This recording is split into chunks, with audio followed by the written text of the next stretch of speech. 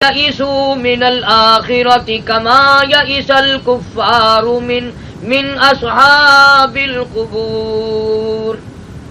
وقال النبي صلى الله تعالى عليه وسلم من تشبه بقوم فهو منهم. وقال النبي صلى الله تعالى عليه وسلم المرء مع من أحب. وقال النبي صلى الله تعالى عليه وسلم كن في الدنيا كأنك غريب. صدق الله مولانا العلي العظيم وصدق رسوله النبي الكريم ونحن على ذلك لمن الشاهدين والشاكرين والحمد لله رب العالمين. درود پاک. اللهم صل على محمد وعلى آل محمد كما صليت على إبراهيم وعلى آل إبراهيم إنك حميد مجيد.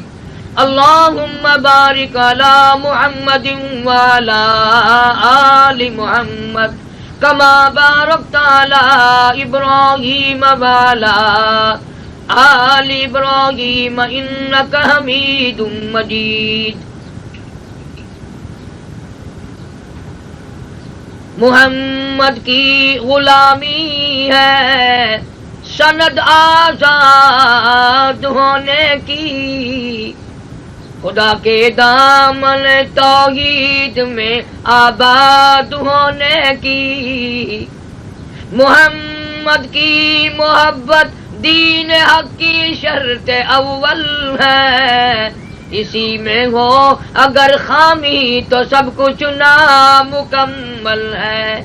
ریکارڈنگ رانا طیب برائے TIC ملتان پاکستان. اللہ تبارک و تعالی جل شانہ کا فضل اور احسان اور مہربانی ہے کہ رمضان المبارک کا بابرکت مہینہ عبادت کے لیے، توبہ استغفار کے لیے، قرآن کریم کی تلاوت کے لیے سب مسلمانوں کو عطا فرمایا. اللہ پاک ہر مرد عورت کو، بیٹیوں کو، بہنوں کو رمضان المبارک کی زیادہ سے زیادہ قدر کی توفیق عطا فرمائے، قرآن کریم کی تلاوت کی زیادہ سے زیادہ توفیق عطا فرمائے. جناب مدنی کریم صلی اللہ علیہ وسلم مکہ مبارک میں پیدا ہوئے. آپ کے والد کا نام حضرت عبداللہ ہے.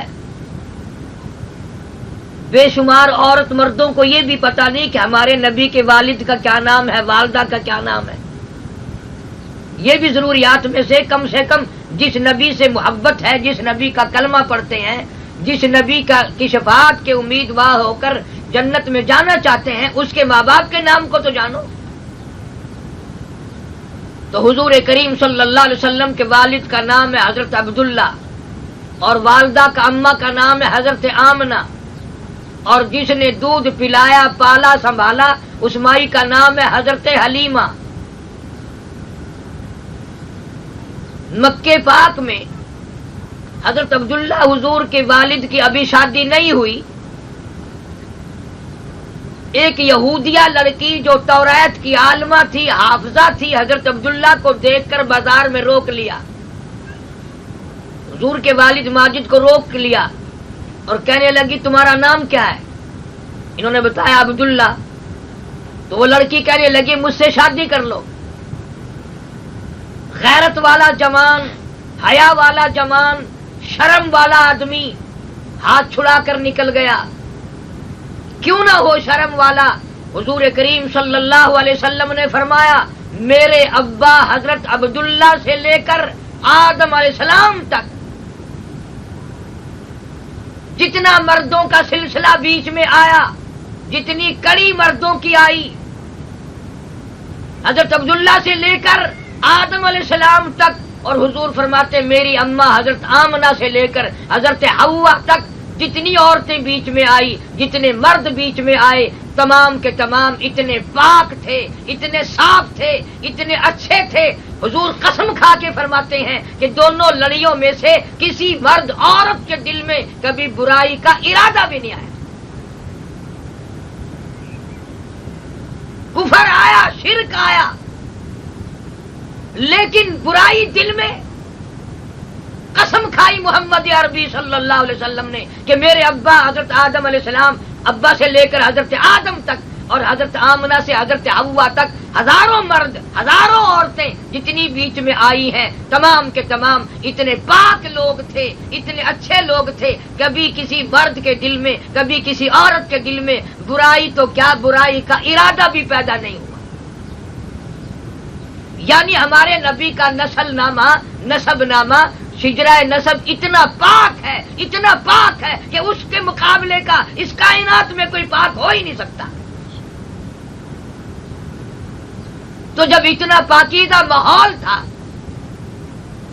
تو حضرت عبداللہ کیسے نہ ہاتھ چھڑا کے نکل جاتے؟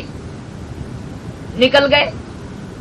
حضور کے والد بات کو یاد رکھنا، حضور کے والد چلے گئے ہاتھ چھڑا کر شرم کے مارے کہ ایک غیر لڑکی نے ہاتھ پکڑا اور بات کہہ دی۔ چنانچہ چند دنوں کے بعد حضرت عبداللہ کی شادی ہوگی حضرت آمنہ خاتون رضی اللہ تعالی عنہا سے۔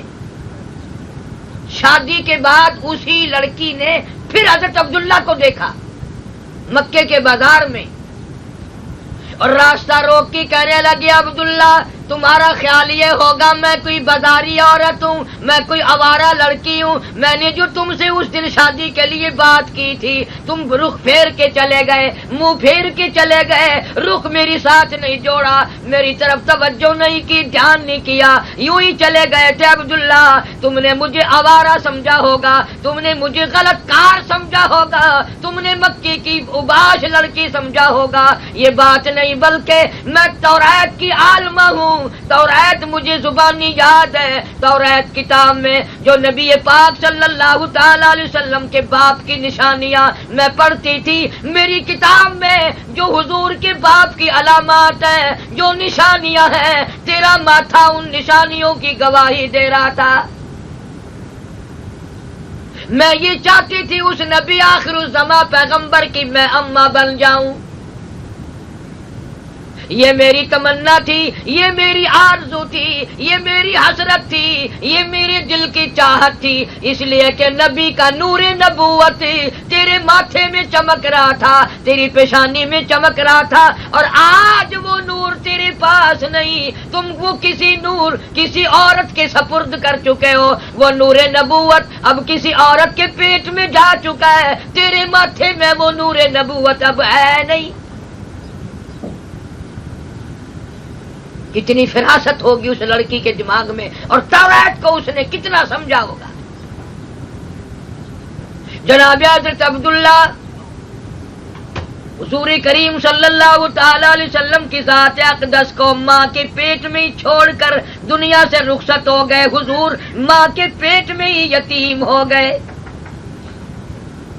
اندازہ لگاؤ، نبی آخر الزماں پیغمبر ہے، شہنشاہ کائنات ہے، محمد عربی صلی اللہ علیہ وسلم کی ذات اقدس ہے، لیکن اللہ نے ماں کے پیٹ میں یتیم بنا دیا۔ ساری کائنات کے سردار کو لاوارث بنا کے پیدا فرمایا، بغیر وارث کے پیدا کر دیا۔ عبد المطلب زندہ تھا، حضور کا دادا، اور حضور کی دادی بھی زندہ تھی۔ عبد المطلب جب گھر میں کھانا کھانے کے لیے آتا تو حضور کی دادی کہتی کہ میں بڑی پریشان ہوں، میں بہت دکھیا ہوں، بڑی تکلیف میں ہوں، تجھے کیا ہوا؟ وہ کہتی تھی یہ ہماری بیوہ بہو، یہ آمنہ ہے بھی بیوہ، ہے بھی پیٹ سے، لیکن خوشبو استعمال کرتی ہے، بڑی سخت خوشبو لگاتی ہے، ہم کعبے کے متولی ہیں، ہم خانے کعبے کی والی ہیں، خانے کعبہ کی چابیاں ہمارے پاس ہیں، ہم ڈرتے ہیں کہیں بے عزتی نہ ہو جائے۔ اسلام سے پہلے، قرآن کے آنے سے پہلے بھی عرب کے لوگوں میں بھی بعض گھرانوں میں شرافت تھی، دیانت تھی، حیا تھی، غیرت تھی، شرم تھی، تمام چیزوں کو ان لوگوں نے سنبھالا ہوا تھا۔ تبھی تو حضرت کی دادی نے کہا کہ یہ بیوہ بھی ہے اور بہو بھی ہے اور خوشبو لگاتی ہے، عطر استعمال کرتی ہے۔ حضرت کی دادی نے اس وقت برا جانا جبکہ امام الانبیاء صلی اللہ علیہ وسلم ابھی ماں کے پیٹ میں ہے. قرآن آ جانے کے بعد، نبی کے فرمان کے آ جانے کے بعد آج کی بہن، آج کی بیٹی، آج کی عورت یہ نہیں سوچتی کہ مجھ پر کسی بدماش کی اگر نظر پڑے گی تو میرا کتنا نقصان ہوگا. اس لیے زیادہ سے زیادہ ضرورت ہے اس بات کی کہ کپڑا سادہ ہو، چال چلن سادہ ہو، تاکہ غلط کار لوگوں کی نظر نہ پڑے. جناب مدنی کریم صلی اللہ تعالی علیہ وسلم کی دادی کہنے لگی خوشبو لگاتی ہے. عبد المطلب کہنے لگا تو عورت ذات ہے، گھر میں بیٹھی رہتی ہے، تجھے کیا معلوم ہے؟ میں مکے میں پھرتا ہوں، سارے مکے نے میرا سر کھا لیا. سارا مکہ کہتا ہے او عبد المطلب تیرے گھر پہ عطر کی بارش کہاں سے ہوئی؟ حضرت کی دادی کو حضرت کا دادا کہنے لگا پھر پوچھ کیوں نہیں لیتی؟ تم ساس بہو رہتی تو ایک مکان میں ہو کہ اس کو خوشبو کون لا کے دیتا ہے، اور یہ خوشبو کہاں سے لاتی ہے، یہ عطر کہاں سے لاتی ہے؟ عبد المطلب کہنے لگا یہ کوئی عام عطر نہیں، عام خوشبو نہیں، مصر کا عطر نہیں، شام کا عطر نہیں، حجاز کا عطر نہیں، عراق کا عطر نہیں، قرب و جوار کا عطر نہیں، یہ خوشبو بھی کوئی خاص ہے. عبد المطلب نے کہا اپنی گھر والی کو، حضرت کی دادی کو کہ پوچھ لینا، ایک جگہ تو تم رہتی ہو. حضرت کی دادی کہنے لگی کیسے پوچھ لوں، کیسے معلوم کروں؟ کئی مرتبہ میں اس کو اپنے پاس بلاتی ہوں، کئی مرتبہ آمنہ کے پاس میں خود جاتی ہوں، کئی مرتبہ آمنہ کو اپنے پاس بلاتی ہوں. جب میری نگاہ، جب میری نظر اس کے چہرے پہ پڑتی ہے مجھے پسینے چھوٹ جاتے ہیں، سارا میرا بدن کانپ اٹھتا ہے، لرزہ آ جاتا ہے، گھبراہٹ آ جاتی ہے. مدنی کریم صلی اللہ علیہ وسلم کی ماں کے چہرے پہ نگاہ ڈالنے سے مجھے پسینے آ جاتے ہیں، میری زبان گونگی ہو جاتی ہے، میں بول نہیں سکتی. کہنے لگی آپ مرد ہیں، آپ پوچھ لیں. عبد المطلب نے سیدہ آمنہ کو آواز دی، تشریف لا رہی ہیں. پوچھا بیٹی برا نہ ماننا، یہ تمام مکے میں چرچا ہے، گھر گھر میں چرچا عبد المطلب کے یہاں کوئی خاص عطر لا کے دیتا ہے. تمہیں یہ خوشبو کون لا کے دیتا ہے؟ تجھے یہ عطر کہاں سے ملتا ہے؟ یہ اتنی بڑی خوشبو، سارا مکہ مہکا ہوا ہے، سارے پہاڑ مہک گئے، بازار خوشبو سے مہک گئے، سارے محلے خوشبو سے مہک گئے، تمہیں کون خوشبو لا کے دیتا ہے؟ جناب آمنہ خاتون کی آنکھوں میں آنسو آ گئے، رونے لگی اور فرمانے لگی ابا پریشان نہ کرو، میں بازار کبھی گئی نہیں، میں نے بازار کبھی دیکھا نہیں، میں نے عطر والے کی دکان دیکھی نہیں، میں خوشبو والے کی دکان جانتی نہیں، میں بازار میں کبھی گئی نہیں، مجھے معلوم نہیں عطر کہاں بکتا ہے، نہ کسی نے لا کے دیا، نہ میں نے خریدا، نہ تم نے خریدا، نہ میں نے خریدا، پھر کہاں سے آیا؟ اپنے پیٹ پہ ہاتھ رکھ کے آمنہ کہتی ہے نہ تم نے خریدا، نہ میں نے خریدا، نہ کوئی اور خرید کے لایا، مجھے تنگ نہ کرو، ایسا معلوم ہوتا ہے اس آنے والے مہمان کی برکت ہے.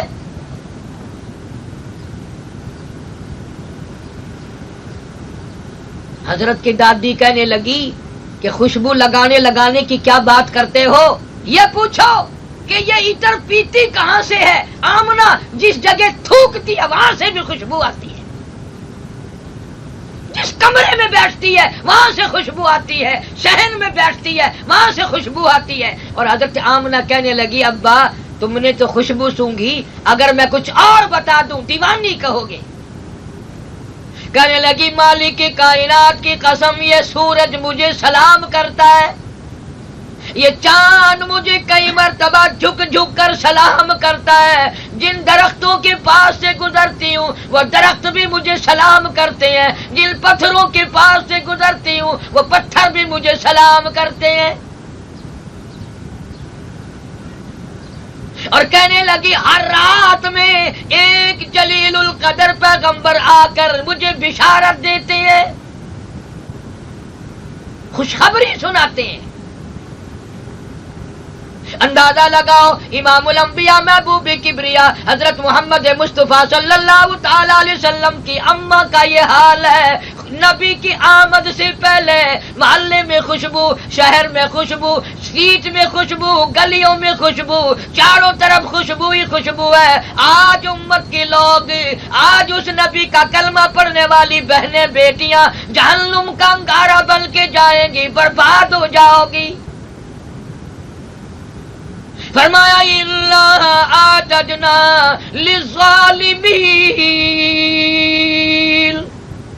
نارن احاط بہم سرادقها، میں نے بھی ایسی عورتوں کے لیے، ایسے مردوں کے لیے جہنم تیار کر رکھی ہے جس کے نیچے بھی آگ جلے گی، اوڑھنا بھی آگ کا، بچھونا بھی آگ کا.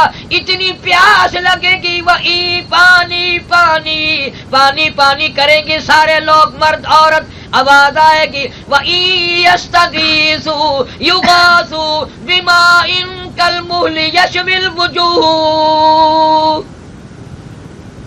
ایسا گرما گرم کھولتا ہوا پکتا ہوا پانی پلایا جائے گا جس کے پینے سے اتڑیاں منہ کے بل باہر آ جائیں گی. ایک آدمی کی زبان اتنی باہر لٹک جائے گی اس پہ 18 آدمی کھڑے ہو سکیں. مسلم شریف کی روایت میں ہے، ارشاد فرمایا مدنی کریم صلی اللہ تعالی علیہ وسلم نے جہنم میں مرد عورتوں کا جل جل کر تمام جسم بدن 3 میل لمبا 3 میل چوڑا ایک آدمی کا بدن پھول کر ہو جائے گا. اللہ کا قرآن ہے جس کی بات غلط نہیں ہو سکتی، نبی پاک صلی اللہ علیہ وسلم کا فرمان ہے جو کبھی جھوٹا نہیں ہو سکتا. آسمان ٹوٹ سکتا ہے، زمین تباہ ہو سکتی ہے، سمندر پلٹ سکتے ہیں، پر قرآن کی بات غلط نہیں ہو سکتی.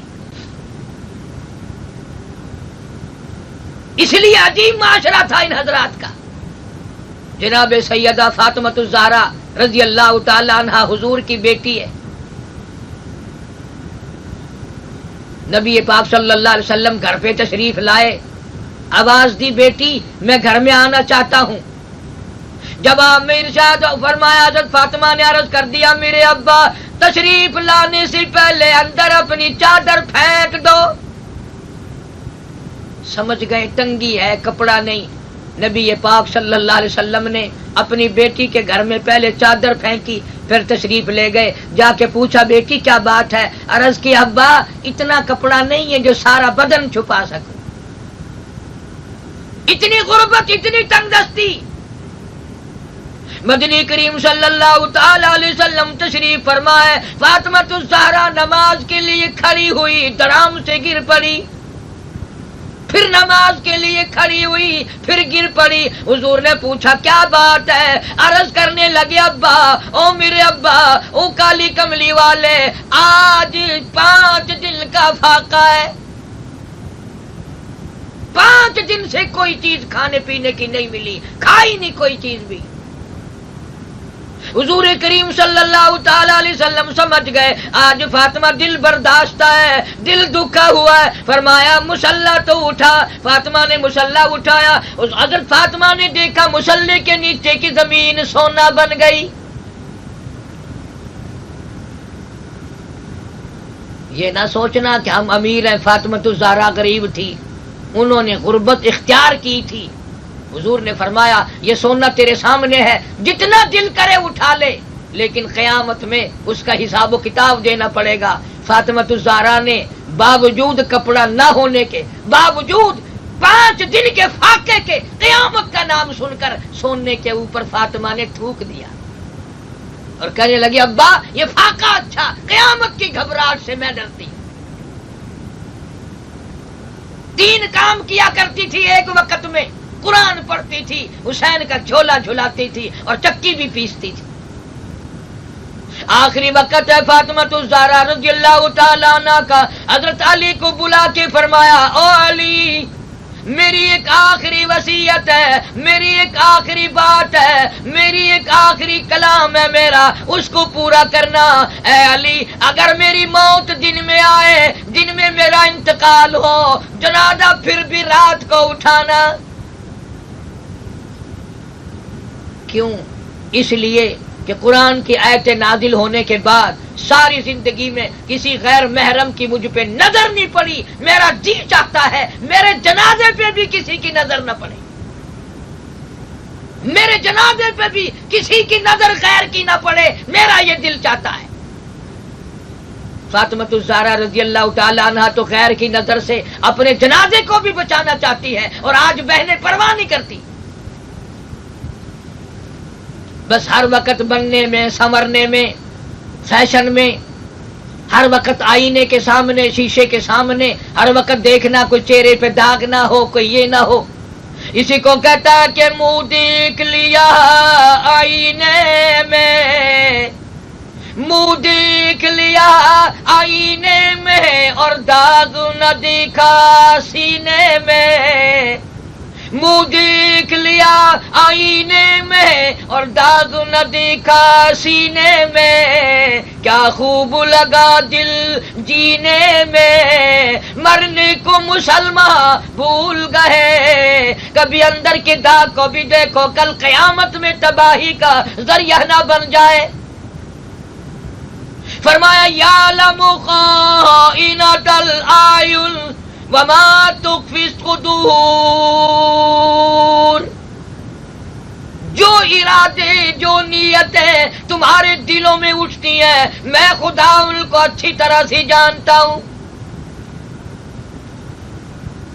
سیدہ سمیہ رضی اللہ تعالی عنہ اسلام میں سب سے پہلی شہادت. بہنوں مبارک ہو, نبی سب سے پہلے عورت کے پیٹ میں تشریف لائے, نبی عورت کی جھولی میں تشریف لائے, اور سب سے پہلے اس زمین کے اوپر آسمان کے نیچے کلمہ پڑھنے والی بھی عورت ہے سیدہ خدیجہ رضی اللہ تعالی عنہا. اسلام میں سب سے پہلی قربانی, سب سے پہلی شہادت, سب سے پہلا اظہار عورت کا ہے. 70 سالہ بوڑھی عورت حضرت سمیہ رضی اللہ تعالیٰ عنہا نے مکے میں حضور کے سامنے قربانی دی.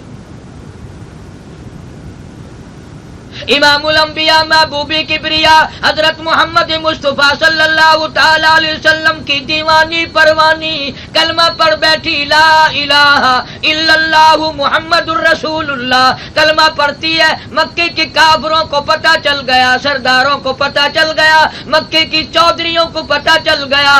حضرت سمیہ کے پیر پکڑ کر نیچے نیچے پتھریلی زمین میں گلی میں سے گھسیٹ کر میدان میں لائے. سیدہ سمیہ رضی اللہ تعالیٰ عنہا کو پیروں میں رسے باندھ دیے, ہاتھوں میں رسے باندھ دیے, چیرنے کے لیے انتظام کر دیا. سامنے آیا ابو جہل اور آ کے کہنے لگا اب بھی کلمے کا انکار کر دے, میں تجھے چھوڑ دوں گا. سیدہ سمیہ کہتی او ظالم کمینے, میری آنکھوں سے دور چلا جا, کلمہ میرے خون کے قطرے قطرے میں بس گیا, میری رگ رگ میں بس گیا, میری رگ و ریشوں میں بس گیا, میری جان کا قیمہ بن سکتا ہے, میں کلمے کا انکار نہیں کر سکتی. میں اللہ کی توحید کا انکار نہیں کر سکتی. محمد عربی صلی اللہ تعالی علیہ وسلم کی ختم نبوت کا اعلان کرتی رہوں گی, اس کا انکار نہیں کر سکتی. میرے خدا کے سوا کوئی معبود نہیں, کالی کملی والے کے سوا کوئی نبی نہیں. بڑا انہوں نے طوفان مچایا. بالآخر تیاری ہو گئی چیرنے کے لیے, چیر کر ٹکڑے کرنے کے لیے سیدہ سمیہ کے لیے تیار ہو گیا مکہ. اندازہ لگاؤ, اپنے جوان بیٹے حضرت عمار کو بلا کے کہنے لگی او عمار جا, آقا مدنی کی خدمت میں جا کر میرا آخری سلام پہنچا.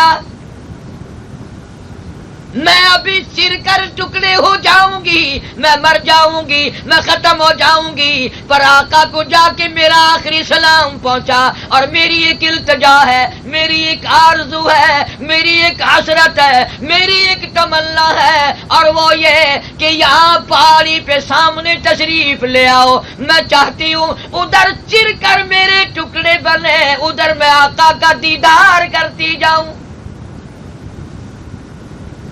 میرا دل چاہتا ہے، میرا من چاہتا ہے، عشق کا تقاضا ہے، میری محبت کا تقاضا یہ ہے کہ ادھر میرا دم نکلے، ادھر میں کالی کملی والے کا دیدار کرتی جاؤں۔ اس لیے چاہتا ہے، میرا من چاہتا ہے، عشق کا تقاضا ہے، میری محبت کا تقاضا یہ ہے کہ ادھر میرا دم نکلے، ادھر میں کالی کملی والے کا دیدار کرتی جاؤں۔ اس لیے کہ الفت میں برابر ہے وفا ہو یا کہ جفا ہو، الفت میں برابر ہے وفا ہو یا کہ جفا ہو، ہر چیز میں لذت ہے گر دل میں مزہ ہو، جب کسی کے لیے مار کھائے بڑا لطف آیا کرتا ہے۔ ابو جہل کہنے لگا سیدہ سمیہ کو تجھے ماروں گا، ابھی چر کر ٹکڑے ہو جائے گی۔ سمیہ کہنے لگی پرواہ نہ کر، 8 دروازے بہشت کے کھلے ہوئے میری آنکھوں کے سامنے نظر آ رہے، میں جنت الفردوس کے دروازے کھلے ہوئے دیکھ رہی ہوں اور مجھے مار کی کوئی پرواہ نہیں۔ اس لیے جفا جو ہوتی ہے عشق میں، جفا جو ہوتی ہے عشق میں وہ جفا ہی نہیں، اور جو بے ستم ہو محبت اس میں کوئی مزہ ہی نہیں۔ میں نماز بھی پڑھتی ہوں، میں اللہ کی توحید کا اعلان بھی کرتی ہوں، میں نبی پاک صلی اللہ علیہ وسلم کی ختم نبوت کا اعلان بھی کرتی ہوں، چر کر ٹکڑے ہو جاؤں مجھے کوئی پرواہ نہیں۔ ادھر سیدہ سمیہ کے ٹکڑے بنے، ادھر محمد عربی صلی اللہ علیہ وسلم سامنے کھڑے ہو کر دیکھ رہے ہیں، حضور کی آنکھوں میں آنسو آ گئے۔ مولا سمیہ کی قربانی کو قبول فرما۔ اندازہ لگاؤ 70 سال کی عمر والی عورت نے کتنا مضبوط ایمان رکھا ہوا ہے، اللہ کی توحید میں شرک کی ملاوٹ نہیں کرتی، نبی کی سنت میں بدعت کی ملاوٹ نہیں کرتی، قرآن کی پکی ہے، کلمے کی پکی ہے، جان نکل گئی پر حضور کا دامن نہ چھوڑا۔ بے شمار واقعات ہیں صحابیات کے اسی طرح کے کہ انہوں نے لا الہ الا اللہ محمد الرسول اللہ کلمے کے پیچھے اپنی جان قربان کر دی، مال قربان کر دیا۔ مدینہ پاک اللہ پاک سب کو زیارت نصیب فرمائے۔ اتنی تنگی تھی عورتوں کو کیا مردوں کو کیا، حضرت عائشہ صدیقہ رضی اللہ تعالی عنہا ہماری اماں نبی پاک صلی اللہ علیہ وسلم کی گھر والی، جس سے 2210 حدیثیں روایت ہیں سیاستہ کی، جس کے بستر میں جب حضور ہوتے تھے جبریل قرآن لے کے آتا تھا، جس کو خدا کا سلام آتا تھا، جس کو فرشتے سلام کیا کرتے تھے، وہ عائشہ صدیقہ اپنے حجرے میں مدینہ پاک میں جو کمرہ ہے چھوٹا سا کھجوروں سے چھاپا ہوا ہے، حضرت عائشہ قرآن کی تلاوت کر رہی ہیں۔ اندازہ لگاؤ کلام خدا ہو، حضرت عائشہ کی زبان ہو، دیوار میں سوراخ تھا، چھوٹا سا دیوار میں سوراخ تھا، حضور باہر کھڑے تھے، آپ نے حضرت عائشہ کی آواز قرآن والی آواز اس سوراخ میں سے سن لی، مٹی کا ڈھیلا اٹھا کے لائے، اس سوراخ کو بند کیا، عائشہ صدیقہ کی قرآن والی آواز بھی باہر نہ آئے۔ کتنا اہتمام فرمایا محمد عربی صلی اللہ علیہ وسلم نے اپنے ہاتھوں سے، حالانکہ قرآن کی آواز ہے اور حضرت عائشہ صدیقہ کی آواز ہے، حضور نے مٹی کا ڈھیلا سوراخ میں ٹھوک کر بند کر کوٹ کر بند کر دیا تاکہ عائشہ صدیقہ کی قرآن والی آواز بھی باہر نہ آئے۔ یہ وہ زمانہ تھا جب عورتیں قرآن پڑھ پڑھ کر اپنے بچوں کو دودھ پلایا کرتی تھی اور نیند کرایا کرتی تھی، تو یہ عورتوں کی گود سے رابعہ بصری پیدا ہوئی، حضرت میمونہ پیدا ہوئی، حضرت فاطمہ الزہرا خدیجہ کی گود سے پیدا ہوئی۔ اور جب عورتیں ہر وقت گانے میں بجانے میں اور طرح طرح کی محفلوں میں پھرتی ہیں، آج دیکھ لو عورتوں کی گود سے بجائے ولیوں کے بدماش پیدا ہو رہے ہیں۔ نافرمان اولاد پیدا ہو رہی ہے، اس میں اپنا گناہ مانو، اپنا قصور تسلیم کرو کہ عورت ذات نے اپنا کردار صحیح ادا کرنا چھوڑ دیا ہے۔ تو نبی پاک صلی اللہ تعالی علیہ وسلم کے پاس عورتیں آئی بیعت ہونے کے لیے، مرید بننے کے لیے، سرکار مدینہ صلی اللہ علیہ وسلم کو اپنا پیر بنانے کے لیے عورتیں آئی۔ جو میں نے قرآن کریم کے 28ویں سپارے کی آیتیں پڑھی تھی، ان کا یہی شان نزول ہے کہ عورتیں آئی ہیں آپ سے بیعت کرنے، مرید بننے۔ اسی لیے تو عورتوں کا پروگرام رکھا بلال بھائی نے کہ بھی عورتوں کے لیے بھی کچھ باتیں ہو جائیں۔ لندن شہر میں آخر ماڈرن علاقہ ہے، ملک دوسروں کا ہے، لیکن یاد رکھو ملک دوسروں کا ہے، قبر تم اپنی ہی بناؤ، قبر اپنی کی حفاظت کرو۔ تم انگریزوں والی موت کیوں مرنا چاہتی ہو؟ آج انگریزوں کا، غیر مسلموں کا، کافروں کا لباس تمہیں پسند آتا ہے، کل قیامت میں اللہ کو اگر انہی کے ساتھ تمہارا حشر کر دیا تو مارنی پڑے گی۔ فرمایا قیامت کے دن آواز لگے گی وَامْتَازُوا الْيَوْمَ أَيُّهَا الْمُجْرِمُونَ، میرے نیک بندوں کے پاس آج تمہیں کھڑا ہونے کی اجازت نہیں، میرے نیک بندوں کے پاس تم ٹھہر نہیں سکتے، الگ ہو جاؤ۔ لِيَمِيزَ اللَّهُ الْخَبِيثَ مِنَ الطَّيِّبِ، میرے نیک بندوں کے پاس ظالموں کو کھڑا ہونے کی اجازت نہیں، زنا کرنے والوں کو کھڑا ہونے کی اجازت نہیں، غلط نگاہ رکھنے والوں کو میرے نیک بندوں کے پاس کھڑا ہونے کی اجازت نہیں، الگ ہو جاؤ۔ اس لیے ساری زندگی اسلام والی زندگی بنانی ہے، مسلمانوں والی زندگی بسر کرنی ہے، محمد کریم صلی اللہ علیہ وسلم والی زندگی بسر کرنی ہے۔ حضور نے فرمایا عورت جب گھر سے نکلتی ہے 18 شیطانوں کا قافلہ اس کے ساتھ لگ جاتا ہے اور لوگوں کو اس کی طرف متوجہ کرتا ہے۔ اسی لیے ارشاد فرمایا مدنی کریم صلی اللہ تعالی علیہ وسلم نے عورت ذات کو چاہیے کہ وہ اپنے دین کی، مال کی، اپنی جان کی، اپنی غیرت کی حفاظت کرے۔ مدینے پاک میں ایک عورت رہتی ہے، اس کا باپ بیمار ہو گیا، خامند گھر پہ نہیں ہے، پتہ چلا کہ ابا بڑا سخت بیمار ہے، حضور کریم صلی اللہ علیہ وسلم کی خدمت میں اطلاع بھیجی میرا خامند گھر پہ نہیں ہے، ابا بڑا بیمار ہے، کیا میں پوچھنے کے لیے، دیکھنے کے لیے جا سکتی ہوں؟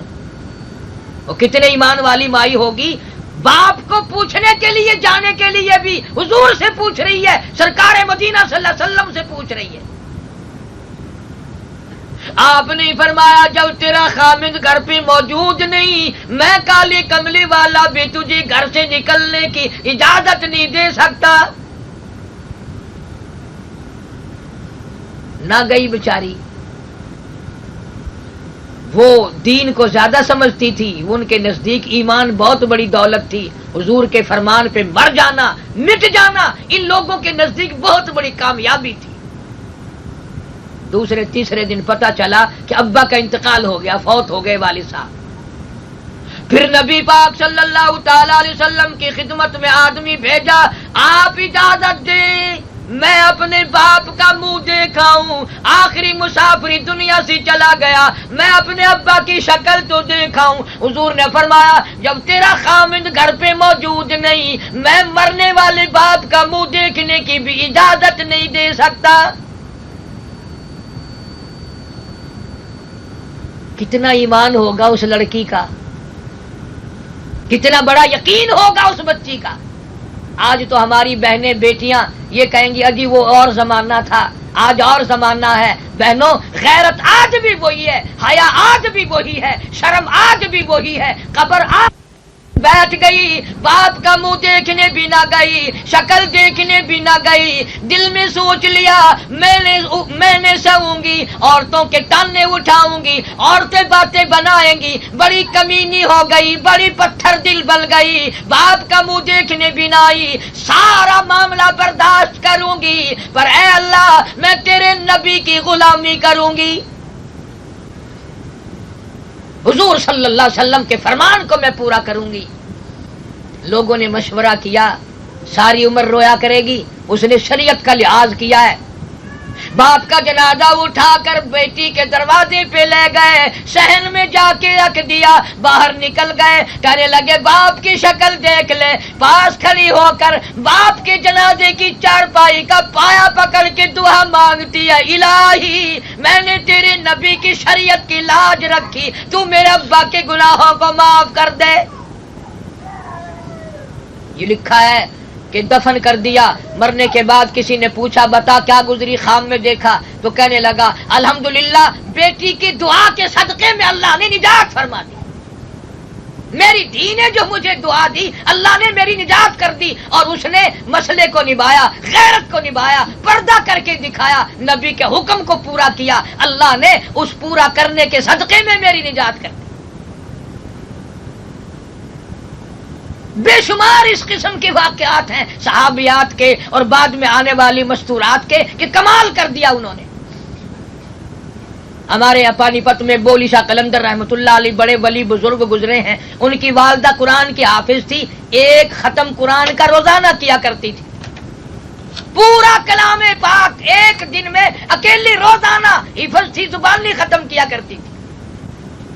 ہزاروں عورتیں پانی پت میں قرآن کے حافظ تھی، قرآن کے عالم تھی، رات دن تلاوت کیا کرتی تھی، خصوصاً رمضان کے مہینے میں ایک ایک عورت روزانہ کے 15-20 پارے پورا قرآن پڑھ لیا کرتی تھی۔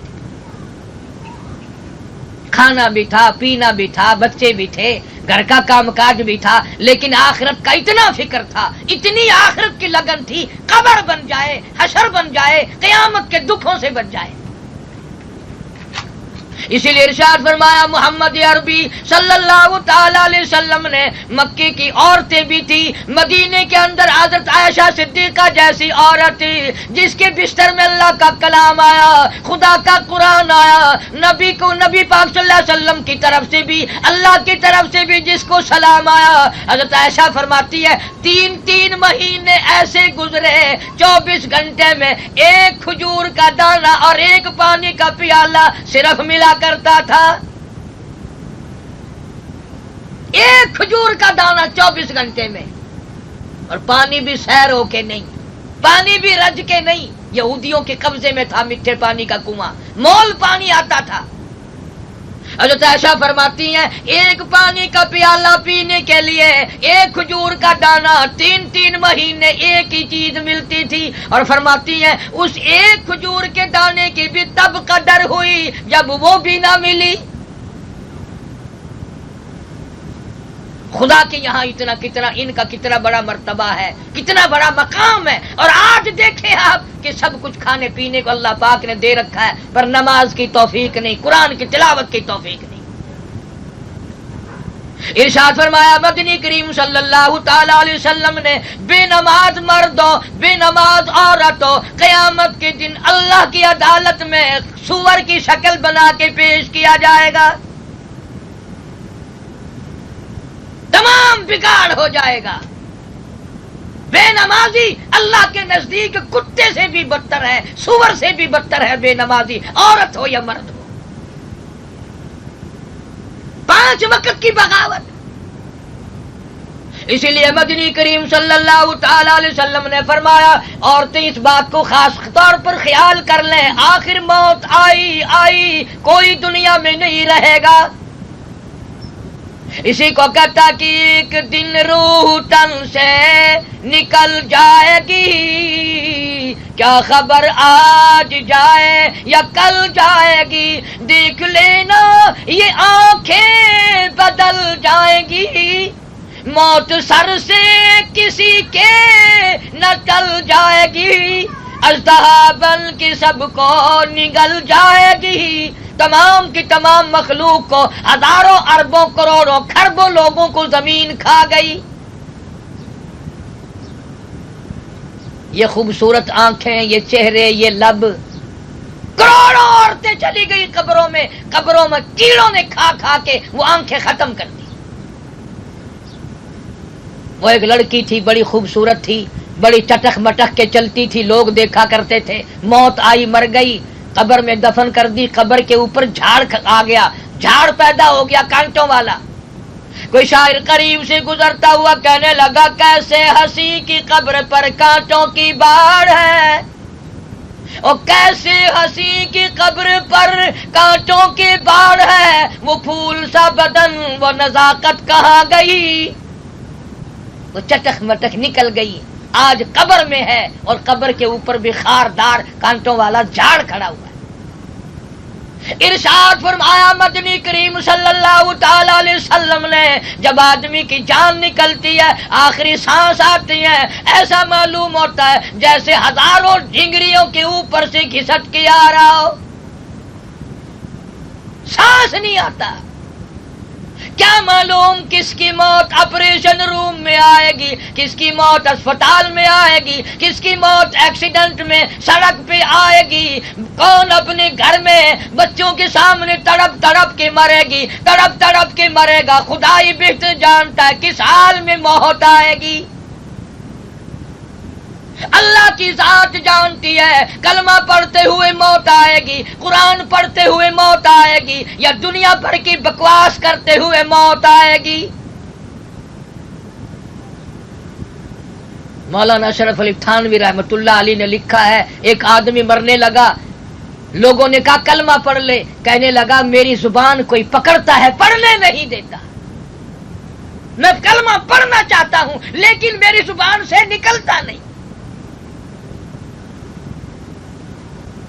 ہمارے پچھلے سال میں اخباروں میں چھپا، راول پنڈی کے قبرستان سے 8 دن تک کوئی بیگم محمودہ سلیم تھی، 8 دن تک ساری رات قبر سے آواز آتی رہی میں جل گئی میں جل گئی میں جل گئی۔ یہاں ضلع سکھر میں ایک عورت مری، اس کو دفن کر کے لوگ ابھی 100 گز نہیں گئے تھے، قبر میں آگ لگ گئی، قبر سے شعلہ نکلا، اوپر کھڑی ہوئی ٹالی بھی جل کر خاک ہو گئی۔ اور میں نے زندگی میں ایک عورت کے جنازے کو کندھا دیا تھا، کم سے کم 20 سال ہو گئے، سردی میں ٹھنڈ میں اب تک کندھے کی ہڈی درد کرتی ہے، اتنا وزن بن گیا تھا۔ کیا معلوم کس حال میں موت آئے گی اور کس وقت آئے گی، قرآن کی تلاوت کرتے ہوئے موت آ جائے یہ سب سے بڑی دولت ہے۔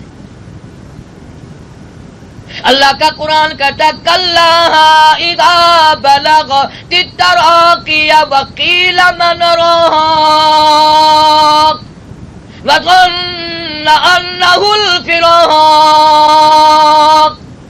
والتفت الساق بالساق الى ربك يومئذ المساق۔ 360 رگیں چھوٹتی ہیں، 360 اعضاء ٹوٹتے ہیں، رگوں کو توڑ کے رکھ دیا جاتا ہے۔ اس لیے تمہیں معلوم نہیں موت کے وقت کتنا پسینہ آتا ہے، کتنی تکلیف ہوتی ہے، کتنا منہ کڑوا ہوتا ہے۔ فرمایا اقترب للناس حسابهم وهم في غفلة معرضون۔ موت کا وقت سر پہ آ گیا، حساب کا وقت سر پہ آ گیا، قیامت آ گئی اور لوگ ابھی سوئے پڑے ہیں، ابھی غفلت میں پڑے ہیں، عورت مرد تمام سست ہو گئے۔ بندے کا دم نکل گیا، مر گئی عورت ہو یا مردی، پیروں کی طرف سے روح نکلنی شروع ہوتی ہے، جان کٹتی ہے، تباہی مچتی ہے۔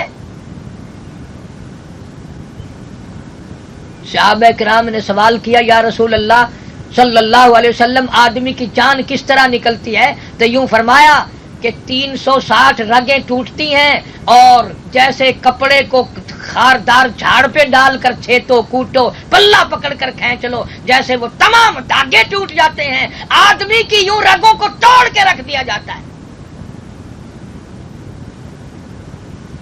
پھر تختے پہ ڈال لیتے ہیں غسل دینے کے لیے، ادھر تیاری کے وقت آواز آتی ہے پی کی جاتی ہوں ماں باپ لو مجھ سے مل، پی کے جاتی ہوں ماں باپ لو مجھ سے مل، یعنی آیا فرشتہ دہلتا ہے دل، میں تو جاتی ہوں پروردگار کے، اور میرا دنیا سے چھوڑنے کا وقت آ گیا، میرے یتیم بچے بھی لوگوں کے دروازوں پہ دھکے کھائیں گے، رحم کھائے کہ ہرگز نہ یہ پرجفا ہے تیغے برا اس کی ناز و ادا، کوئی بچتا نہیں اس کا مارا ہوا، ایک دم میں یہ کر دے گی سب کو فنا، جن قیامت کے جس دم مچل جائے گی، موت نے ملک اجاڑ دیے، موت نے شہر اجاڑ دیے، موت نے بنگلے اجاڑ دیے، موت نے بڑے بڑے مکان سنسان کر دیے، تو کپڑے اتارنے لگتے ہیں، ناک کا زیور اتارا، گلے کا زیور اترا، ہاتھ کی چوڑیاں توڑی، کپڑے اتارے، زبان حال سی کہتی آؤ میری سہیلیوں، او میری رشتہ دار بہنوں، آج مجھے ننگا کر دیا، آج میرا تم نے لباس اتار دیا، آج میرا سوٹ اتار دیا، آج میرا زیور اتر گیا، کل کو تمہارا یوں ہی اتر جائے گا۔ چور ہے جسم اتنا کرم کیجیو، اور غسل آہستہ آہستہ سے دیجیو، میرے کپڑے اتارو سنبھال کے، اور غسل دینے والیوں آہستہ ہاتھ لگا، آج میرا جسم آج میرا بدن اتنا دکھتا ہے، پکا پھوڑا بھی کیا دکھے گا، میری رگیں ٹوٹ گئی، میں موت کی گھاٹی کو پار کر کے آئی، میں موت کا ذائقہ چکھ کر آئی ہوں۔ کنبہ قبیلہ چھوڑ کی واری، سچے گھر کی کر تیاری، یہ نہ سمجھنا اکیلی سدھاری، سبھی چلیں گے باری باری، آج میری باری ہے کل کو تیری باری ہے، یہ سارا جہان یوں ہی ویران ہو جائے گا۔ کیسی دنیا ہے، کپڑے بھی اتار لیتے ہیں، کپڑے بھی اتار کر ننگا کر دیا جاتا ہے، پانی ڈالا جاتا ہے، آواز آتی ہے جان پر صدمے پڑے ہے متصل، اور غسل کے پانی کو کر لے معتدل، اور پانی کو ایسا کرو نہ ٹھنڈا ہو نہ گرم ہو، آج میری زبان بند ہے کل کو تیری بند ہو جائے گی۔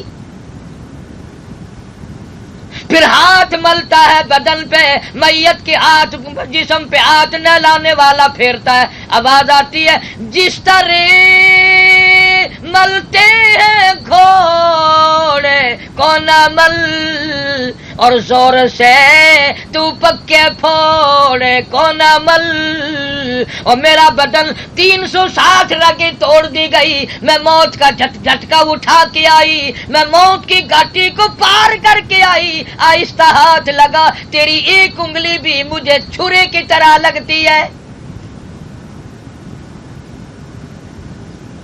پھر کہتے ہیں اٹھاؤ جلدی کرو منزل پہنچاؤ، اور کام بھی بہت سارے ہیں، آواز آتی ہے کاہے کی جلدی ہے میرا منہ نہ ڈھکے، اور دیکھ لے بھائی بہن کچھ دیر تک، اور آج کے بعد میری صورت نظر نہ آئے گی، ہزاروں کو تم دیکھو گے، ہزاروں تمہیں دیکھیں گے، میری شکل ہمیشہ کے لیے قبر میں چھپ جائے گی۔ پھر آواز آتی ہے جلدی کرو منزل پہنچاؤ، جلدی کرو، آواز آتی ہے اے اٹھانے والوں کیوں جلدی ہے تمہیں، اور بال بچوں سے تو ملنے دے مجھے، کہتی ہے او لوگوں یہ میری چھوٹی چھوٹی بچیاں، یہ میرے ننھے منھے بچے، میری موت آ گئی، ان کے سر پہ ہاتھ کون پھیرے گا، ان کو کون کپڑے بدلوائے گا، ان کی دل کی باتیں کون پوچھے گا، یہ روٹھ جائیں گے، ان کو منانے والا کوئی نہیں۔ نہ جانے کس کس کے دروازے پہ ٹھوکریں کھا کے پلیں گے. ان کو تنگ نہ کرنا، ان کو مارنا مت، ان کو جھڑکیاں مت دینا.